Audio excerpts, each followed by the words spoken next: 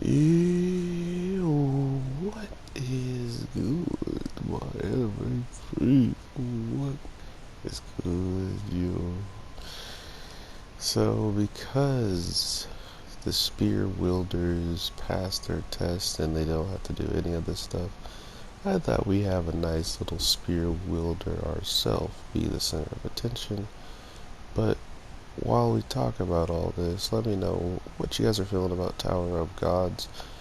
Because as of now, this is one of the older shows that has been, excuse me, it has been getting a lot of hype behind it, and it lived up to its potential.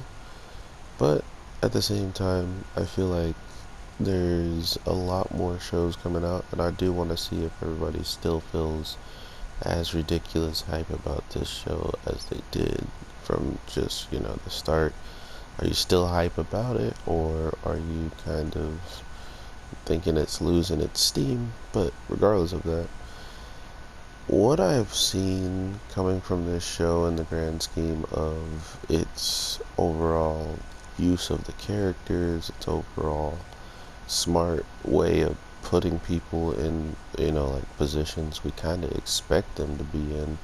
And now that we have seen just what kind of things Khun is actually capable of, it goes to just show you how fast and loose he can kind of play these situations.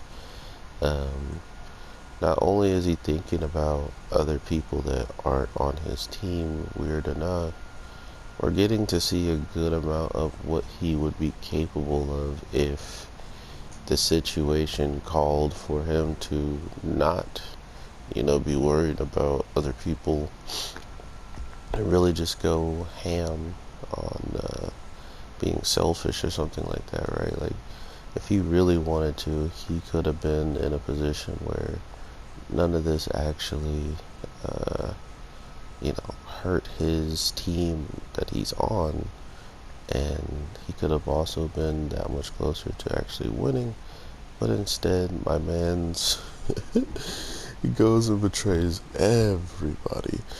And if you're telling me you knew this was gonna happen without even without reading and stuff like that, looking at the webtoon, you're a genius when it comes to anime, and you should probably start writing anime, because I honestly did not expect him to pull that type of stunt in this.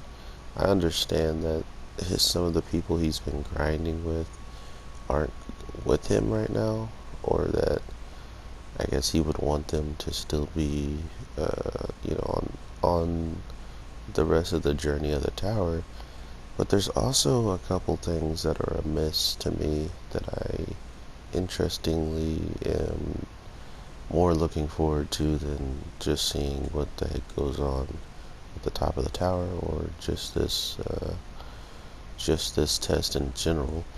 So with the guy betraying his team, and then not only betraying his team, showing us just, what he's capable of when it comes down to strategizing and putting all this together in the first place, not only does it go to show us that he's one of the more confident and accomplished strategists on his team, all the way down strategizing to the point where he helped the enemy of his, the enemies of his teammates, just to put himself in another position where he wants to be, or should I say, put other people in a position where he wants them to be, right? So now that we are getting Team B or Team A, yeah, I think it's Team B since they're going second.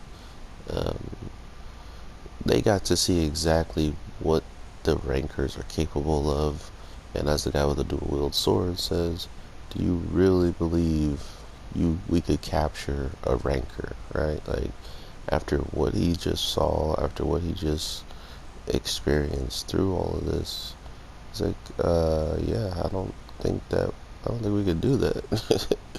And that kind of goes to show you the guy with the dual wield swords is the one of the most hard-headed people I think we've seen in the show when it comes down to making him understand exactly why something would be going on or why they should take a certain stance and stuff like that. So to have him understanding the situation to the T is just another product of how well the betrayal was, giving the other team such a good chance to understand more or less what to do or what not to do.